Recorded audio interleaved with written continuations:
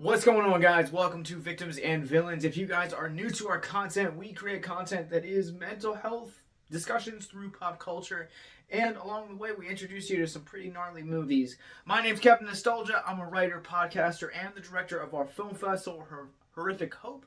If you guys would like to have more information about that festival and ways to become a sponsor, also shout out to our sponsors, Fierce Literature, Diabolical DVD, and Convicted Printing. Links are in the descriptions below. And on February 1st, you guys can check out our official lineup. We've got some gnarly movies this year for you guys. April 14th and 15th at the Alamo Draft House.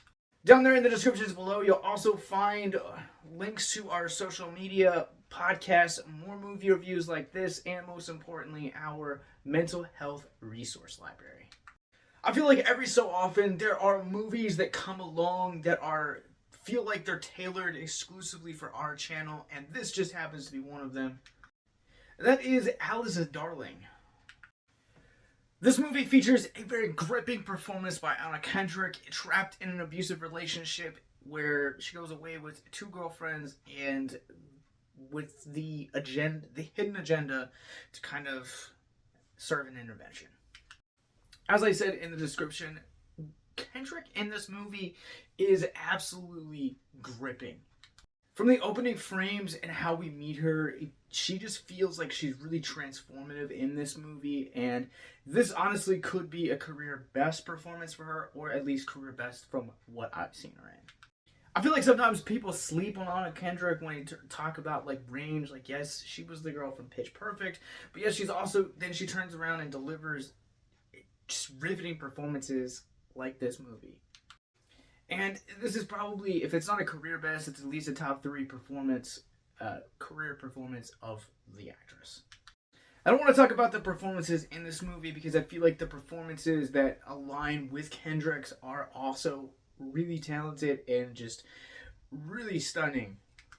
And if you've been watching our channel for any amount of time, you guys know that I suck at names, and these are 2 names that I can't pronounce, so I'm gonna hold up my computer.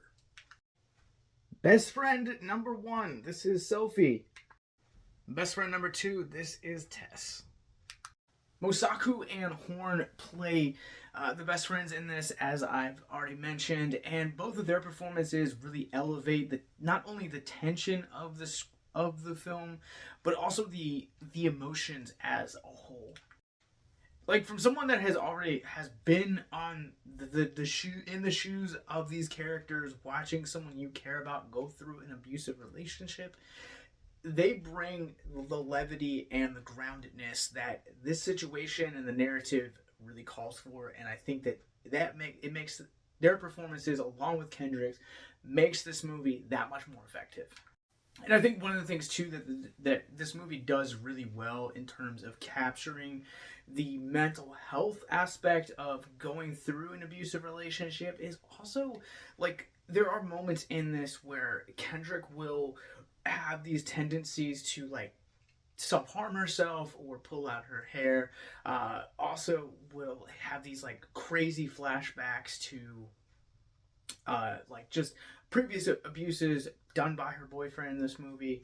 And I feel like these flashbacks really help to capture the longevity of not only the abuse, but also how the abuse has transformed her as a friend and as a person. There's a moment in this movie where Mosaku's character actually turns to Kendrick and says something along the lines of, "I know what an eating disorder looks like." And again, you're getting to see this journey of how long-term abuse really does not only change a person's character, but also their physical appearance, how it changes their mental health, and so on and so forth, and also creates a lot of just fears and etc. And I feel like this film just captures it so well. It should go without saying that this movie is a little bit of a hard watch because of for those that have gone through something similar experiences. This is definitely going to be a triggering film. I just feel like that trigger warning is necessary for anyone that is currently or has experienced things that this movie addresses. I feel like for the most part, this movie is paced really well. And like I said, the flashbacks really help to kind of elevate the gravity of the situation and the seriousness of Kendrick's character along with her boyfriend. I feel like for the most part, this movie is paced fairly well, though there are a little bit of issues that I have with the way that the narrative is kind of laid out.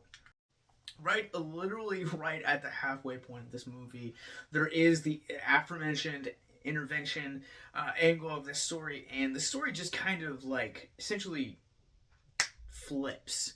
Like, it doesn't feel like there's a gradual change. It's like it almost kind of feels like shock therapy in a way. And the back half of this movie, as a result, feels really rushed. This movie clocks in about 90 minutes and honestly probably could have gone a little longer, maybe like another 10, 20 minutes to kind of show the effects of the intervention and kind of the character development slash growth to kind of feel not quite so rushed. So a portion of the story we're introduced that it's kind of like all of these friends and the boyfriend all are established in New York City, and then probably 15 minutes or so into the movie, these three friends take a vacation to a cabin getaway that's kind of essentially in the middle of nowhere. Why am I talking about this, you might ask?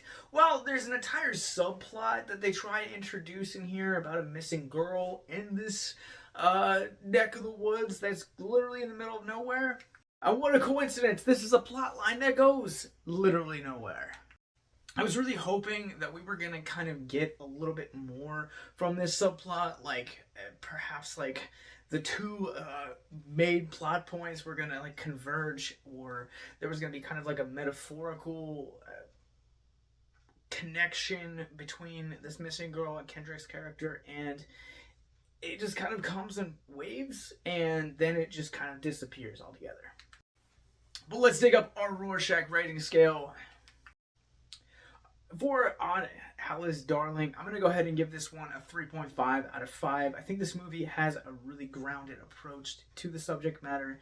It's really heavy, but I think the thing that really truly kills it for me is the sloppy second half of this movie. But I would recommend this movie to anyone that is watching this just to kind of better understand the mental health behind abusive situations and the performances in this movie. Plus, this movie is just really gorgeous to look at. And you guys can check it out for yourselves when it hits theaters beginning January 20th, 2023, this upcoming Friday. I feel like this movie, like I said, mentioned at the beginning of this, is tailored exclusively for the kind of outlet that we do, where we talk about mental health through film and other areas of pop culture. And typically this is the point in the video where we would talk about mental health, but I felt like there was too much mental health to kind of talk about this movie, so we're going to jump into a abbreviated podcast addressing all of the mental health journeys of the characters. And that is out now along with this video, so you guys can check it out. And we're joined by Aaron White over at our Friends from Feeling Film podcast to discuss that. And if you or anyone you know is going through a abusive or a toxic relationship, and you're facing domestic abuse or contemplating suicide, anything of the sort, please click the links in the descriptions below to check out our mental health resource library. Alice Darling opens up in theaters this Friday, July 20th. Have a good night and hit that subscribe button down there.